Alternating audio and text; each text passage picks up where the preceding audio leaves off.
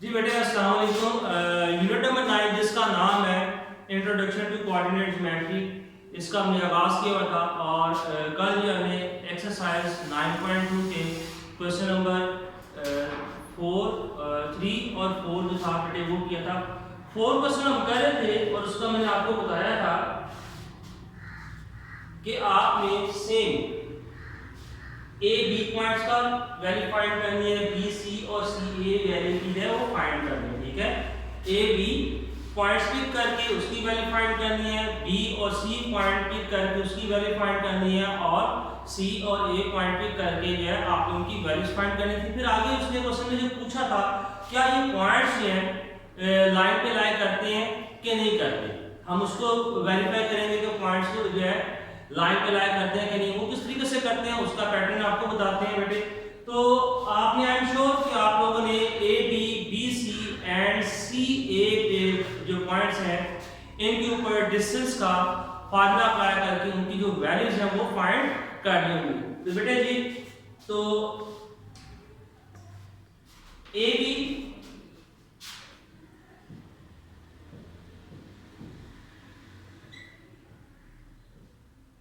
√19, इसी तरीके से BC की वैल्यू जो आपने फाइंड की होगी वो भी आपके पास √19 और CA इसकी वैल्यू आपने फाइंड करनी होगी 360। ये आपके पास वैल्यूज हैं कुछ इस तरीके से आई होगी। अच्छा बेटे अब इसको जो है AB की वैल्यू 119, BC की वैल्यू 119 और CA की वैल्यू आपके पास 360 जो है ये आप लोगों ने फाइंड की होगी। इन पॉइंट्स की मदद से हम कैसे प्रूव करेंगे कि हमारे पास जो है पॉइंट जो है वो लाइन पे लाई करते हैं कि नहीं। देख लेते हैं बेटे, आप सबसे पहले 90 और 360 जो है इसके जो है फाइंड कर लेते हैं।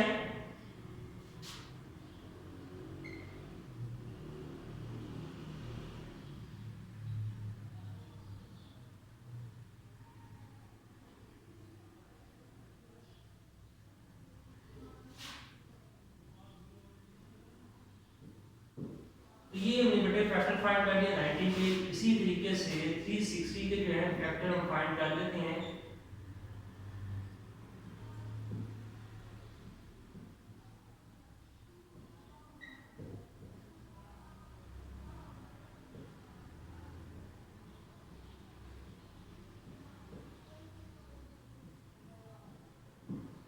जी बेटे ये फैक्टर्स यानी 3 2 टाइम आ रहा है और 2 टाइम 90 में जो फैक्टर इसके बनेंगे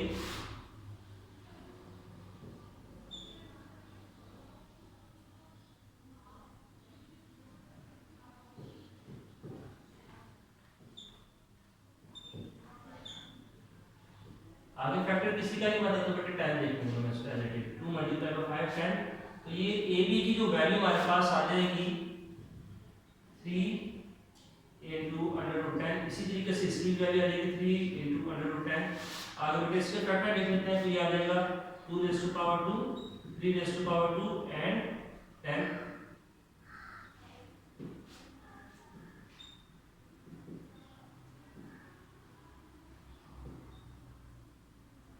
फैक्टर फाइंड करने के बाद हमारे पास ए बी की वैल्यू आ गई 3 into √10 और बी सी की वैल्यू भी है बेटे 3 √10 और जो है सी ए की वैल्यू भी क्या है हमारे पास 6 into √10। अब बेटे इसको प्रूव कैसे करेंगे, जैसे कल हमने किया था राइट एंगल ट्रायंगल को प्रूव किया था, उसमें हमने पाइथागोरस थ्योरम अप्लाई किया था और उसमें हाइपोटेनस का स्क्वायर लेके बाकी दोनों वैल्यूज जो थी उनका स्क्वायर लेके सम कर लिया था। अगर लेफ्ट हैंड साइड के आंसर राइट हैंड साइड के इक्वल आ गया तो हमने क्या किया था वो राइट एंगल ट्रायंगल। यहाँ पे हम स्क्वायर नहीं लेंगे लेकिन जो ग्रेटर लेफ्ट के पास पॉइंट है यानी सी ए हमारे पास जो वैल्यू ग्रेटर है इसको एक साइड पे लिखेंगे और जो बाकी 2 पॉइंट्स है जो वैल्यू हमने फाइंड किया उसको दूसरी साइड पे लिख के सम कर देंगे यानी ए बी की वैल्यू प्लस बी सी की वैल्यू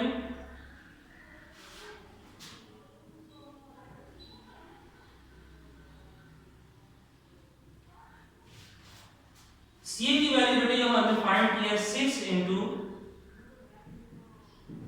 और ए बी की वैल्यू आ गई 3 into √10 प्लस इन ये अगर लेफ्ट हैंड साइड का आंसर राइट हैंड साइड के इक्वल आ जाएगा तो हम क्या देंगे ये पॉइंट्स जो है कोलिनियर है। तो बेटे ये देखें ये दोनों वैल्यू सेम है तो इसको ऐसे लिखेंगे और ये जो वैल्यू आपके पास है √3 ये ऐड हो जाएगी तो ये ऐड होकर क्या आ जाएगा 6 आ जाएगा। क्लियर हो गया। इसकी कैलकुलेशन आप डिफरेंट वे से भी कर सकते हैं। आप इसमें से ऐसे भी कर सकते हैं फॉर एग्जांपल √10 को कॉमन निकालें क्या आ जाएगा 3 + 3 ऐड कर देंगे क्या आ जाएगा 6।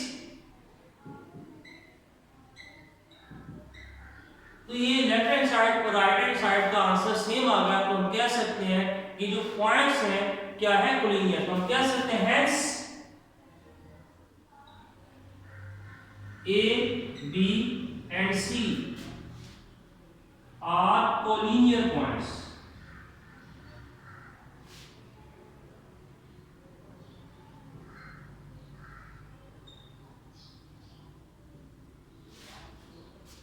जी बेटे ये जो पॉइंट्स हैं मैं इसको थोड़ा सा दोबारा आपको रिपीट कर देता हूँ कि हमने ए बी बी सी और सी ए की वैल्यूज फाइंड की। मैंने इसको आगे जो वैल्यूज थे उसको फैक्टर में कन्वर्ट किया। फैक्टर में कन्वर्ट करने के बाद जो आपके पास ग्रेटर वैल्यू थी वो हमारे पास सी ए की थी उसको एक साइड पे लिखा और इक्वल किसके करना बाकी दोनों वैल्यूज जो थी छोटी वैल्यूज थी ए बी और बी सी उन दोनों को आपने सम करके देखना। अगर लेफ्ट हैंड साइड और राइट हैंड साइड का आंसर सेम आ जाए तो हम क्या देंगे कि जो पॉइंट्स हैं ए बी और सी ये क्या है कोलिनियर। अगर ये नॉट इक्वल आ जाए तो फिर क्या देंगे नॉन कोलिनियर पॉइंट्स देंगे। क्लियर हो गया। ये था बेटे क्वेश्चन नंबर हमने जो है डिस्कस किया 4 को। ये आपका का रहता था और आपको मैंने एक असाइनमेंट दी थी कि आपने ए बी बी सी और सी ए की वैल्यू जो है वो फाइंड करनी थी। तो बेटे वैल्यू जो थे आंसर मैंने बता दी और आई एम श्योर आप लोगों ने भी जो है उसको पॉइंट्स जो फाइंड किए होंगे। तो उसका जो बाकी बेटे नीचे जो है पार्ट्स वो आपके साथ डिस्कस कर दिया। नोट कर लें शाबाश।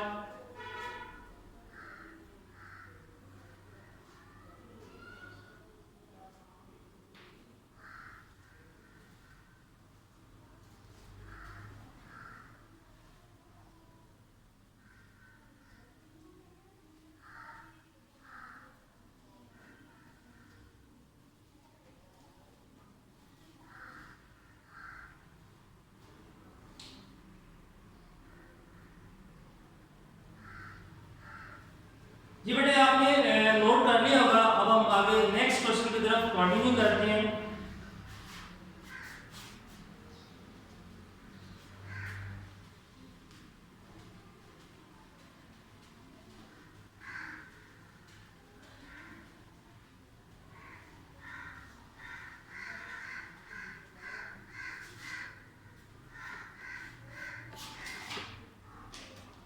जी बेटे आगे क्वेश्चन है हमने 9 और 10 करना है। तो 9 क्वेश्चन का आपको हिंट दूंगा उसके बाद आप इसको सॉल्व कर सकते हैं। 9 क्वेश्चन में पूछा क्या गया शो दैट द पॉइंट्स आपके हमारे पास गिवन है M N P Q are the vertex of a parallelogram. कहता है कि जो पॉइंट्स है इसकी मदद से आपने प्रूव करना है कि ये पैरेललोग्राम है या नहीं है। तो बेटे इससे पहले ये क्वेश्चन को आपका हिंट दूं सबसे पहले जो हम कुछ डेफिनेशन जो है उसको डिस्कस कर लेते हैं। डेफिनेशन है बेटे पेज नंबर 174 ओपन करें।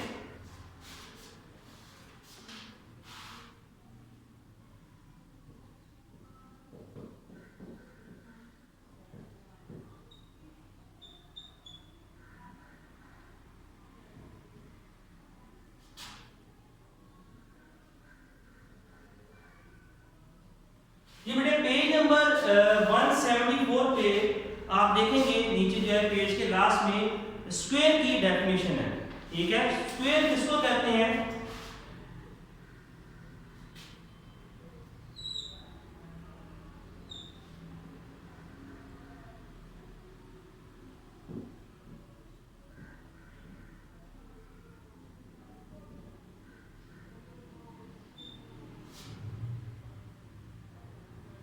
जिनमें स्क्वायर जो है जिसकी सारी साइड्स जो है सेम मेजरमेंट्स की होती हैं। ठीक है measurements A B B C D and A D की जो मेजरमेंट्स है ये सारी जो है सेम मेजरमेंट्स की होंगी। हम उस शेप को स्क्वायर कह देते हैं। और इसके अंदर बेटे जो एंगल बनेंगे बी पे ए पे डी पे और सी पे ये जो है यहाँ पे जो एंगल बनेंगे वर्टेक्स पे ये 90 डिग्री के होंगे। ईच एंगल जो कितने डिग्री का होगा 90 डिग्री का होगा। यही इसकी बेटे डेफिनेशन है, आप मार्क कर लें। A square is a close figure in the plane form by four non collinear points. ठीक है, नॉन कोलिनियर पॉइंट्स जैसे मैंने आपको कल बताया था बेटे, अगर एक ही लाइन पे लाए पॉइंट्स लाए कर रहे होंगे तो वो क्या कहलाता है कोलिनियर। इट्स मीन अगर जो है नॉन कोलिनियर पॉइंट्स होंगे, एक पॉइंट लाइन पे लाए पॉइंट्स नहीं कर रहे होंगे, तो उसको जब आपस में मैच करेंगे तो कोई ना कोई शेप बन जाएगी। अगर 3 पॉइंट्स को मैच करेंगे ट्रायंगल बनेगी, 4 पॉइंट्स को हम जो है जब मैच करेंगे तो उससे बेटे आपस में ज्वाइन करेंगे 4 पॉइंट्स को, तो उससे की मदद से हमारे पास स्क्वायर आएगा या रेक्टेंगल या पैरेललोग्राम जो है शेप्स बनेगी। तो बेटे यहाँ पे 4 जो है पॉइंट्स से नॉन कोलिनियर पॉइंट्स, उसको जब आपस में ज्वाइन करेगा तो स्क्वायर जो है वो आया। तो स्क्वायर की डेफिनेशन पढ़ रहे थे, तो स्क्वायर किसको कहते हैं, जिसकी मेजरमेंट जो है सारी की सारी जो होती हैं वो सेम लेंथ की होती हैं। यही बेटे इसकी डेफिनेशन है, a square is a closed figure in the plane formed by four non-collinear points such that length of all sides are equal। यानी सारी साइड्स क्या होंगी, इक्वल लेंथ की होंगी, and measure of each side is 90 degree. Measure of each angle is 90 degree, और एक side पे जो एंगल बन रहा होगा बेटे वो कितने डिग्री का होगा, 90 डिग्री का होगा। जी बेटे आगे जो है डेफिनेशन है पेज नंबर 175।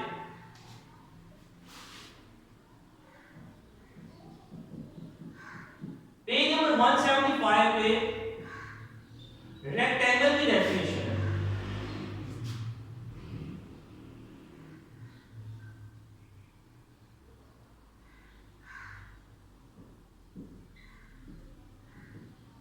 रेक्टेंगल की डेफिनेशन मान रहे हैं, ये भी बेटे 4 नॉन कोलिनियर पॉइंट्स है जिसको आपस में ज्वाइन करते हैं तो रेक्टेंगल शेप ड्रॉ हो जाती है, और इसकी जो ऑपोजिट जो साइड्स हैं ये इक्वल लेंथ की होती हैं, और इसमें जो एंगल बना होता है वर्टेक्स पे वो 90 डिग्री का एंगल बना होता है। इसकी डेफिनेशन बेटे रीड करते हैं, पेज नंबर 175। पेज नंबर 175 पे बेटे डेफिनेशन है, लास्ट में लिखी है a figure formed in the plane by four non-collinear points is called a rectangle। अब आगे इसकी प्रॉपर्टी है, 2 पॉइंट्स लिखी हैं, its opposite sides are equal in length। ठीक है, कहता है कि इसकी opposite sides है वो क्या है, इक्वल लेंथ की है। उसके बाद कहता है the angle at each vertex is of measure 90 degree. ठीक है, वर्टेक्स बेटे किसको कहते हैं, यहाँ पे जहाँ पे 2 लाइंस आपके एक दूसरे को मिलते हैं, यानी कि सिंपल कॉर्नर, इसके ऊपर जो एंगल बनेगा वो कितने डिग्री का होगा, 90 डिग्री का। ठीक है, यहाँ पे भी जैसे हमने स्क्वायर में पढ़ा था कि यहाँ पे जो एंगल बनते हैं वो 90 डिग्री के होते हैं, इसी तरह रेक्टेंगल में जो वर्टेक्स के दरमियान में एंगल बनेगा या वर्टेक्स पे एंगल बनेगा वो कितने डिग्री का होगा, 90 डिग्री का होगा। ये बेटे 2 डेफिनेशन आई एम श्योर आप लोगों ने मार्क कर ली होगी, पेज नंबर 174 और 175 में थी। अब बेटे आगे चलते हैं, पैरेललोग्राम की डेफिनेशन जो है उसको डिस्कस कर लेते हैं।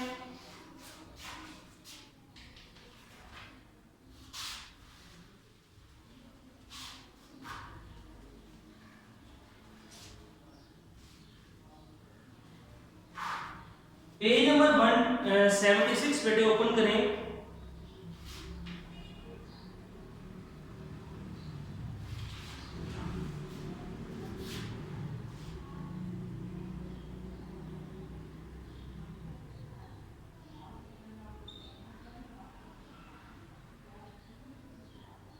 पैरेललोग्राम उसको बेटे शॉर्ट वर्ड में जो सिंबल है, 2 स्ट्रेट लाइंस ऊपर जीएम लिखते हैं शॉर्ट वर्ड में, मैथ की लैंग्वेज में हम पैरेललोग्राम को ऐसे सिंबल से शो कर सकते हैं। जी बेटे इसकी डेफिनेशन रीड कर लेते हैं और इसकी डायग्राम जो है वो ड्रॉ कर लेते हैं।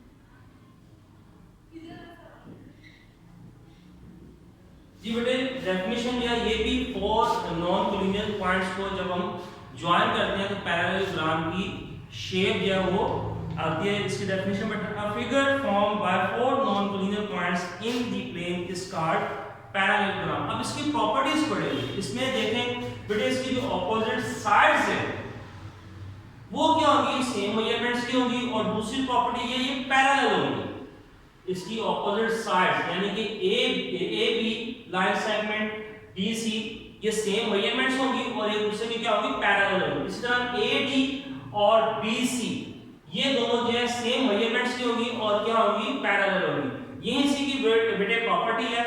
अ figure form by four non collinear points in the plane is called parallelogram if first point है its opposite sides are of equal length. कहते हैं इसकी जो साइड्स है ऑपोजिट, जैसे मैंने बताया line segment A B line segment D C ये क्या है, सेम मेजरमेंट्स की। दूसरी बेटे प्रॉपर्टी इसकी है its opposite sides are parallel, और इसकी जो साइड्स हैं ऑपोजिट साइड ये क्या है, पैरेलल है। ठीक है, पैरेलल लाइंस कैसे होते हैं, अगर एक लाइन ऐसे है तो बिल्कुल उसी शेप की दूसरी लाइन होगी, और इन लाइंस को जितना मर्जी आप इंक्रीज करते जाएं किसी भी पॉइंट पे पैरेलल लाइंस जो किसी भी पॉइंट पे जाके इंटरसेक्ट नहीं करती। तो बेटे 2 पॉइंट्स बुक में लिखे हैं, थर्ड पॉइंट एक लिख लें आगे प्रॉपर्टी में।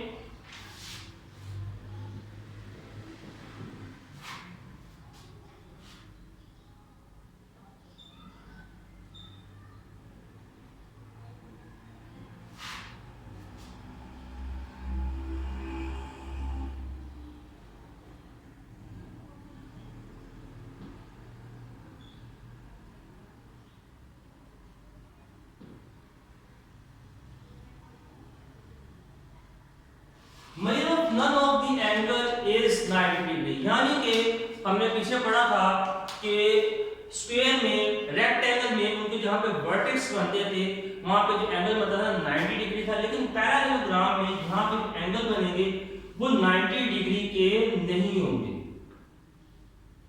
ठीक है, इसकी आप प्रॉपर्टी में लिखते हैं measure of none of the angle is 90 degree, यानी कि इसके जो एंगल बनेंगे वो 90 डिग्री के नहीं होंगे।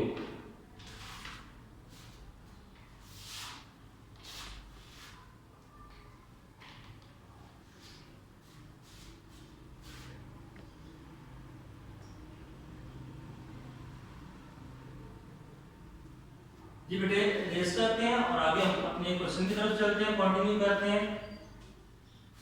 डेफिनेशन आपको मार्क करा दी। अब क्वेश्चन नंबर बेटा 9 है, इसका जो है हिंट आपको दे देते हैं। क्वेश्चन नंबर 9 आपने सॉल्व कैसे करना है। एम पॉइंट है,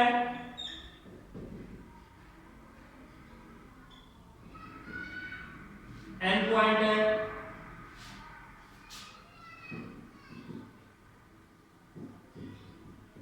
पी पॉइंट है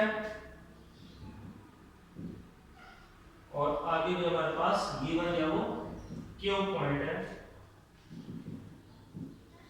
ये बेटे ये पॉइंट्स गिवन है। अब हमने हमारे पास है 4, जैसे कि ये डेफिनेशन के अकॉर्डिंग हमने पढ़ा था कि rectangle, square, parallelogram 4 non collinear points की मदद से जो है वो बनता है। बेटे 4 पॉइंट्स हमारे पास गिवन है। अब आपने करना क्या है, सबसे पहले जब इसको सॉल्व करेंगे एम एन पे डिस्टेंस का फार्मूला अप्लाई करना है, फिर आगे एन पी पे आपने पॉइंट्स पिक करके डिस्टेंस का फार्मूला अप्लाई करना है। पहले आपने एम और एन पॉइंट्स पिक करके डिस्टेंस का फार्मूला अप्लाई करना है, एन पी पे डिस्टेंस का फार्मूला अप्लाई करना है पिक करके, फिर आगे पी और क्यू तो पिक करके डिस्टेंस का फार्मूला अप्लाई करना और लास्ट में क्यू और एम पे आपने डिस्टेंस का फार्मूला अप्लाई करना है। जब आप डिस्टेंस के फार्मूले अप्लाई कर लेंगे देखेंगे अगर तो 2 वैल्यू सेम आ जाए, 2 वैल्यू सेम आ जाए, यानी फॉर एग्जांपल इसकी और इसकी वैल्यू सेम आ जाती है और इसकी और इसकी वैल्यू सेम आ जाती है। ठीक है, कोई सी भी 2 वैल्यूज आपस में मैच कर जाए तो इसमें मीन कि ये पैरेललोग्राम बन जाए। ठीक है, तो फिर आप देख सकते हैं फॉर एग्जांपल ये m इक्वल आ जाता है मेजरमेंट्स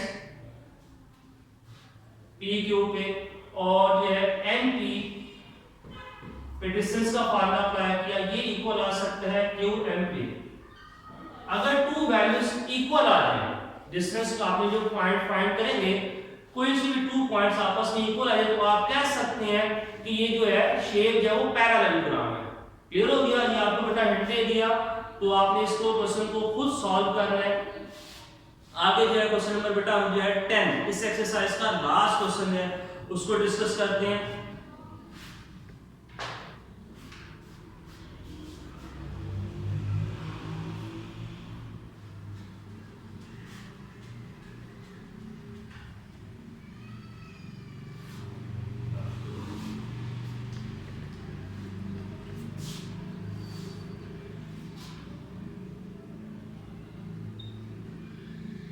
क्वेश्चन नंबर 10 है बेटा, इसमें आप टू पॉइंट्स हैं, एक P है और एक C है।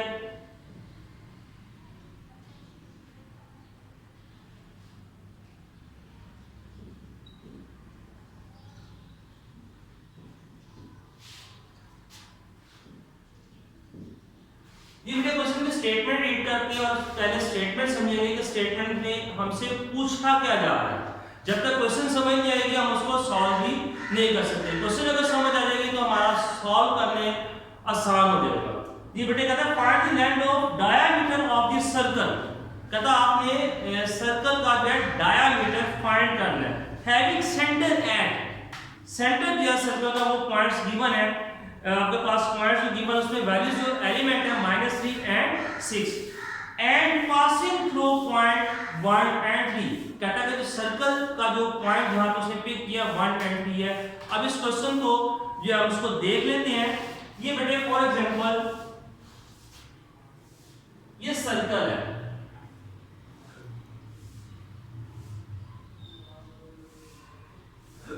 सर्कल का जो सेंटर है उसने बताया कि ये सी पॉइंट है, पॉइंट हमारे पास P1 है -3 एंड 6, और यहां पे बाहर की साइड पे एक पॉइंट पिक कर लिया है P। कहते हैं यहां C से लेके P तक का जो डिस्टेंस है ये हमें क्या करना है, फाइंड करना है।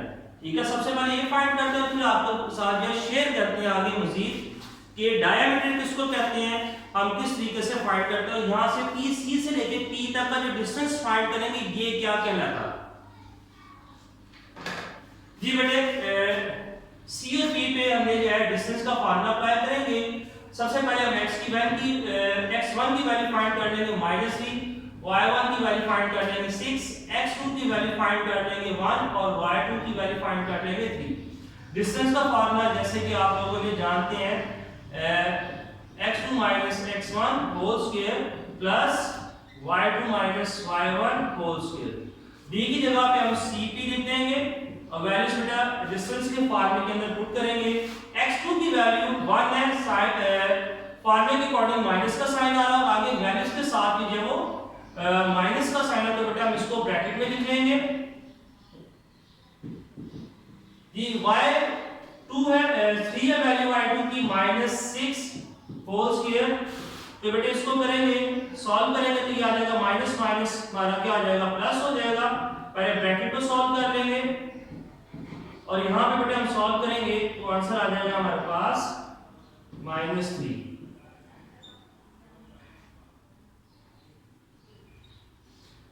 मजीद सॉल्व करेंगे बेटे ये आ जाएगा 3 + 1 4 हो जाएगा, और इसका जब हम स्क्वायर ले लेंगे क्या आ जाएगा, 9 आ जाएगा।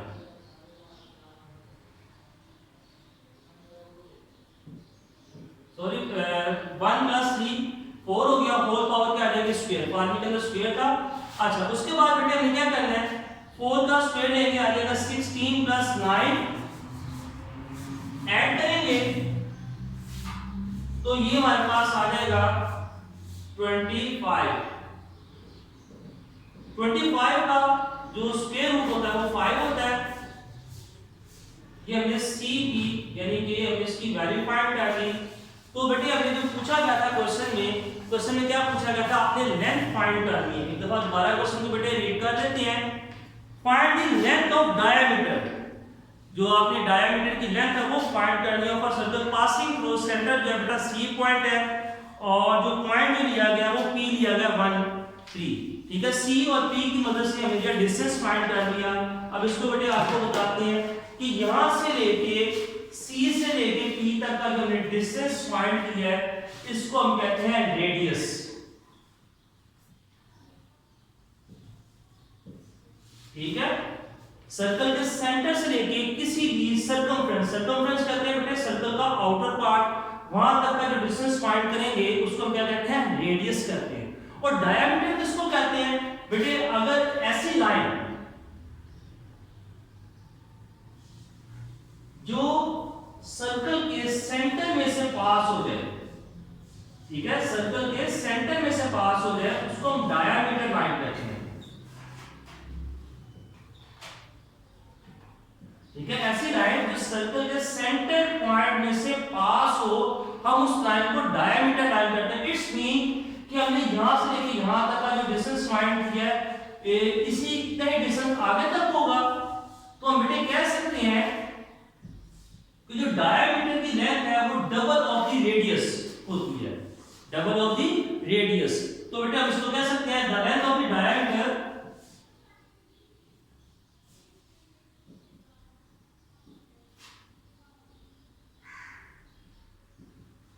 किसी के इक्वल होगा 2 टाइम यानी डबल ऑफ द रेडियस।